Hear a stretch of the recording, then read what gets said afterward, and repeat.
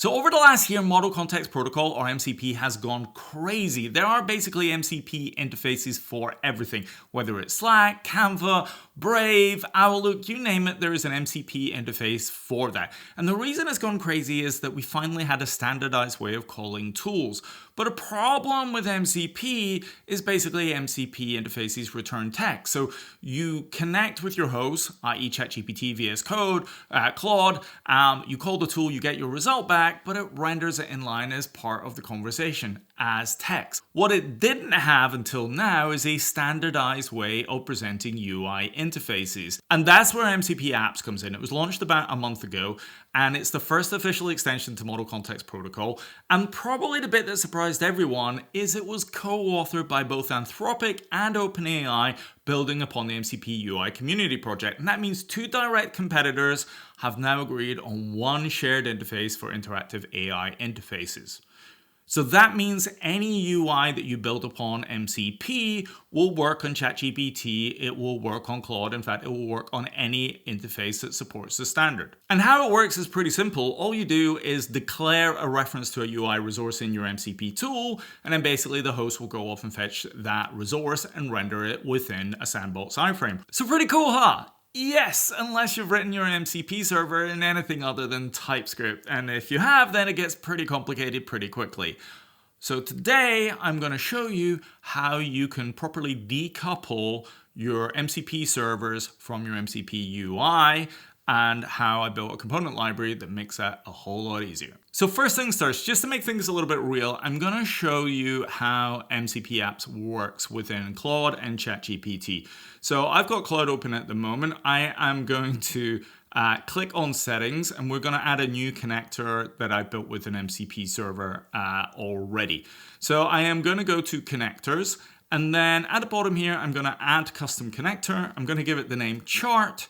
And then I'm going to pass in a URL, so https chuk-mcp chart flydev /MCP. So I am just going to add that. And then if I now open up a new chat, you are going to see, if I click on connectors, you see chart is enabled. Now I'm going to keep weather enabled, which is a weather server that I built as well. Again, all of these are open source. I'll put the links to them for the GitHub in the description. And now I'm gonna see how this works. So I'm gonna ask it a question, which is show me a chart showing the temperature in Mully and Cornwall tomorrow broken down by hour. Now, before we switch on the chart server, I'm just gonna leave that off for a second. I'm gonna ask that query with Sonnet 4.6 without the chart server, and let's see how this looks. So the first thing you can see there is calling my MCP server, and it's doing a geocode location. So it's going to try and work out where Mully and Cornwall is, and you can see that it's done there. And then once it's got the weather for that, so it's got the weather forecast for that geocode, it is then going to try and draw an hourly temperature chart.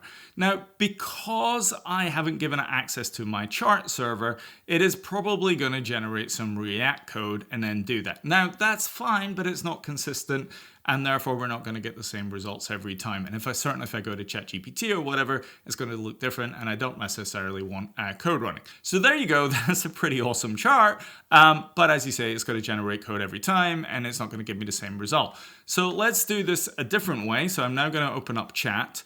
And now I am going to switch on my chart server. I'm going to ask it the same question. I'm going to say, show me a chart using the temperature in Mully and Cornwall broken down by hour. Let's see what happens. Now, it's done exactly what it did before, which is done the geocode location, got the weather forecast. But notice now that it's called my tool, my MCP server with a tool called show chart, which is now showing me the chart that I actually want, which is the hourly temperature in this way. And that chart is part of my component library. Now, the cool thing about this, if I go into ChatGPT, for example, notice I'm in developer mode at the moment, but if I go into settings, and then if we go into apps there, you're going to see that I have the exact same chart and weather server that we defined earlier. There you see chuk-mcp chart, blah, blah, blah. So now if I ask the exact same question, show me a chart using the temperature in Mully and Cornwall tomorrow, and now I'm going to enable my chart server and I'm going to enable my weather server. Now I am in developer mode.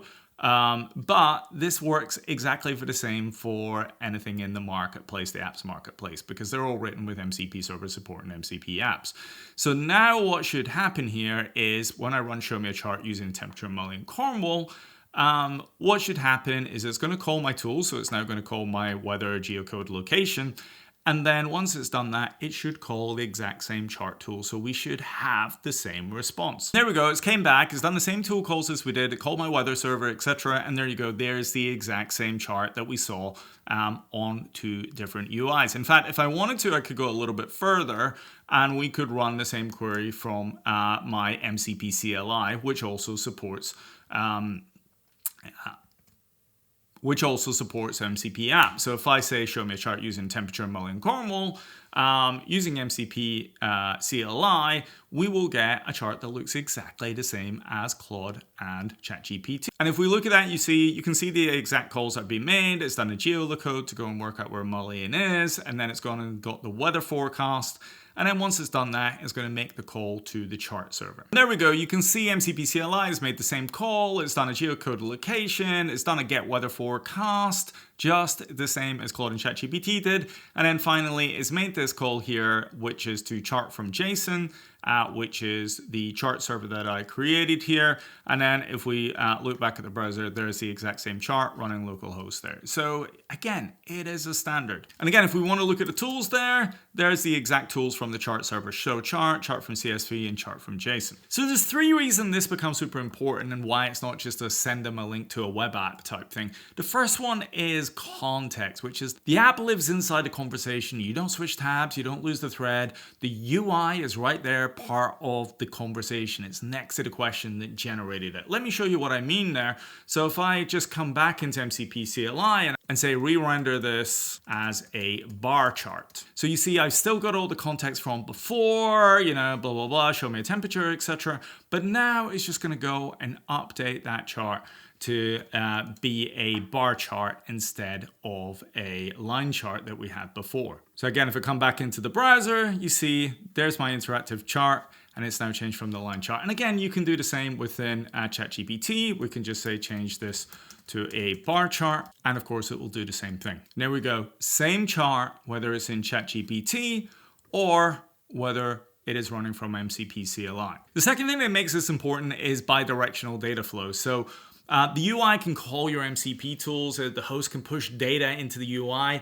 A standalone web app would need its own API, its own authorization, its own state management. MCP apps get all of this through the MCP server. And I think that's pretty cool because you can have that conversation back and forward and have true interactivity. And again, in a future video, I'll show you how that works. And the last one is sandboxing, which basically means the app can't escape the parent page. It can't read cookies. It can't escape its container. And the host controls what it can and can't do. So let me kind of show you what this looks like. Again, the code is available within my repo. So this is a regular fastmcp server. I'm not doing anything special. You can see I'm just doing MCP fastmcp, and then there's a tool here. So MCP tool, get language popularity. Now there is no UI coming back. This is just a regular old fastmcp server.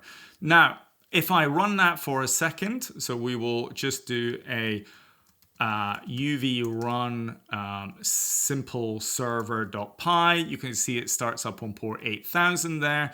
And now if I just modify this to call local, so MCP CLI is already hooked up to this particular server.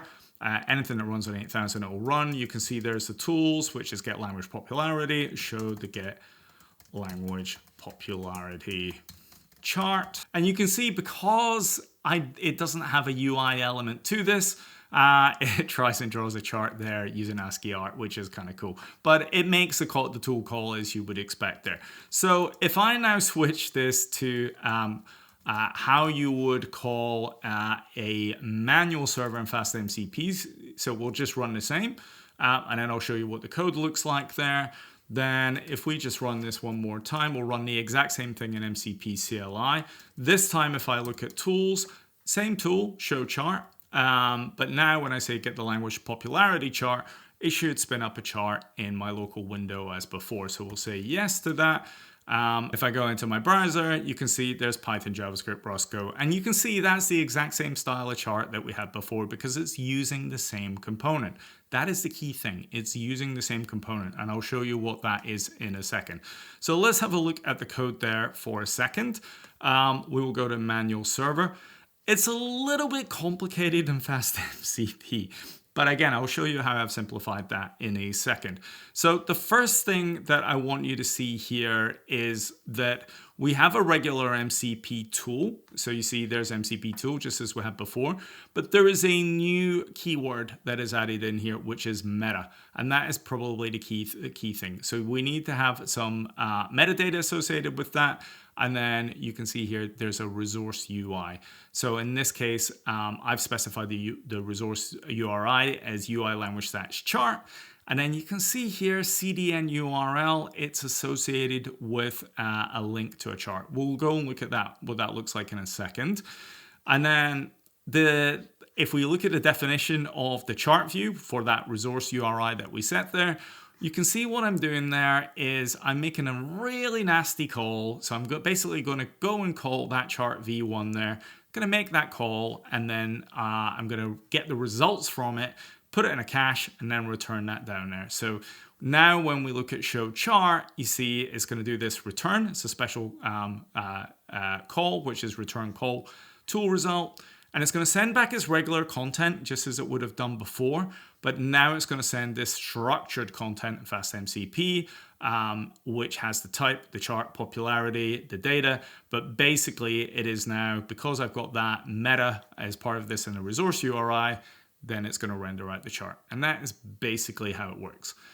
And that's nasty if you're a Python developer, because you have to go and write all your React components, your TypeScript, etc., etc., etc. So I've made it a little bit easier in a couple of places. So the first one is that I have made an improved version of fastmcp, a decorator. I'm going to show you what that looks like in a second. But the other thing that I've done is with my own server framework, chuk-mcp server, which is a super fast MCP server framework, which I use to develop tools. I've actually created a decorator called MCP view tool. And then all I need to do is pass in a resource URI like I did before, pass in a view URL, so say where the view is going to live, and we're going to look at that. Notice it's the same view URL as I showed earlier. And now from a show chart perspective, you can just return the same data as well. So that's a little bit easier because that decorator means that you don't need to go and do the reads of the HTML, etc. And in fact, if I wanted to, if I just run, if I do a UV run chuk manual server, which again is on 8000, and then we just make the exact same call as we did before. Let me kill that. And then we do that same call. You can see if I say get the language popularity, you're going to see that it's going to come back with basically the same chart. And there you go. Here's the chart coming back. Notice how fast chuk-mcp is. It is a very, very fast server framework.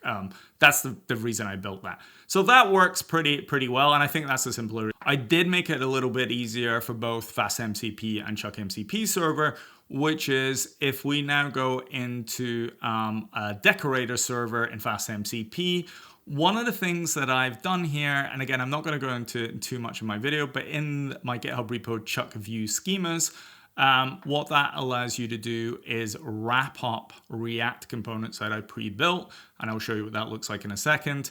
And I also go and automatically generate schemas for fastmcp so that you can have a tool decorator. So now that means in fastmcp, for those specific tools, you just need to go at chart tool, pass in the data like show popularity, and then that's going to work and you're going to get the same chart. And now if I just run it one more time, you're going to see that you get the exact same chart as we did before. And there we go. So how does this actually work? Well, what I've actually done here, and if we go to chuk-mcp-ui views, I've created a storybook of pretty much all of the components that you might need. And again, I've hosted them up on chuk-mcp-ui views. So that means that if you need to use just an existing view like a chart server or whatever, then pretty much you can just use that component, right? So you can just say, here's the bar chart, the line chart, the exact same stuff that you saw a little bit earlier, and it's within that component. And I built a whole set of component libraries amongst that. So you've got everything from kind of, let's say, a box plot, for example. You've got code views. I've got an audio player there. We've got a video player. There we go, playing some video there. You can see spectrogram. You've got a quiz component. This is pretty cool. Start quiz, Pacific Ocean. Next question. See the interactivity there? Really cool, right? So you can build entire quizzes within this. And then you can see your results. You can have things like polls, for example, see the results. And again, that can all be sent back to the MCP server as well. I've got things like notebooks, for example, which are going to do data analysis. We've got Markdown, PDF is in there. There's heat maps. I've just built a ton of components. And again, they're all, or views, and they're able to be used. And you see there's data table, there's a counter, and again, supports dark mode. And light mode. There's comparisons, and they're all basically available to kind of view there. Now, if I compare that to the chart server, so if we look at the chart server that I built at the beginning of the video, very similar to that one that we just built live with the kind of Python side of things. I built this using chuk-mcp, but if we have a look at that, you can see exactly chart tool, MCP description, show chart, etc. So it's using that exact same decorator that I showed you earlier. And again, I wouldn't necessarily need to use the decorator. I could use the view tool that I showed you earlier as well. But there's the chart tool there. You can see it's got a better description explaining exactly what all the properties are. It's got all these doc strings. But the key thing underneath the hood here is it's using that exact same decorator, which just points back to what the UI resource is. But to come back to that point, it means that the view is now decoupled from the actual app. So we can build things like chart servers, markdown servers here. And again, if I come back to the fastmcp version that I did there and look at the more raw and manual version, you don't necessarily need to be a React developer anymore. You could just use a component library. As I said, I published one. You can just go and clone that. You can deploy it yourself, or you could just stick in the URL and then run it for yourself. And by the time we do the record, I'll probably do a CDN version of the URL there, and then you can just utilize that yourself. But as I said, you can just clone this and use it. So anyway, I hope this video has been useful. I hope it gives you a good overview of MCP apps, why it's useful, how it works across different utilities, and then hopefully you like the idea of being able to decouple the UI from your actual MCP tool servers, and how you can use that to build interactive UIs across different applications. As I said, that component library I've open source. You can go clone it, do whatever you want with it, run it on your own servers, you can build upon it, or you can just use the techniques that I've used and do something there yourself. Anyway, I hope this video has been useful, and I'll catch you on the next one.